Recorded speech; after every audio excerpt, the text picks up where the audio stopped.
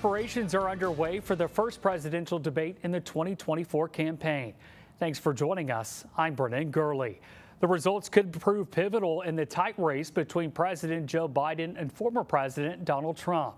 A new UT Tyler poll shows what piques Texans' interest ahead of the election.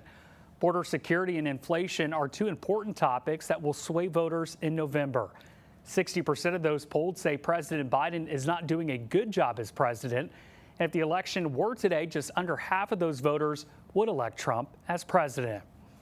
The first presidential debate is expected to see some differences tomorrow night from the last time the two men met on stage 4 years ago. Our Dan Millay talked to Smith County representatives from both parties. Hear where they stand now so far with both candidates. For many, the first presidential debate is the true start of election season, and the wait will finally be over Thursday night when President Biden and former President Trump face off in Atlanta. It'll be a unique setup, too. No other opponents, no audience, just the two candidates and the moderator. So there's nothing for any candidate to feed off of. It's basically simply going to be the moderator, and they have to answer to the moderator. There's optimism from both sides that the lack of audience will help the candidates focus on the issues presented, but there's also some hesitation with the amount of control this new setup could give the moderator.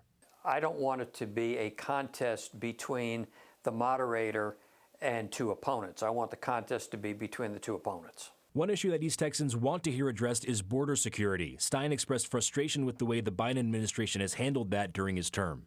The fact that he has left this border wide open. Our governor is having to take action on our border because the federal government won't do its job. Garza agrees that border security is an issue, but he says it has been for many years, and both candidates are using their stances to try and attract more voters. Garza just wants to see change there. They're trying to feed off of that and saying, America, we have a problem and I'm the man to fix this. But the problem's been there, and until somebody actually does something about it, they can talk about it all day long. Thursday night, Americans across the country will be tuning in to see how their candidate performs. But remember, at the end of the day, we're all working towards the same goal, to see these United States thriving. But it's that R and that D word that separate us, because at the end of the day, we're all looking for a better America. We're all looking for a better society, for a better government for all of us. And I believe that the R and the D word really do separate us. We need a strong infrastructure. We need a strong transportation system. We need strong law enforcement.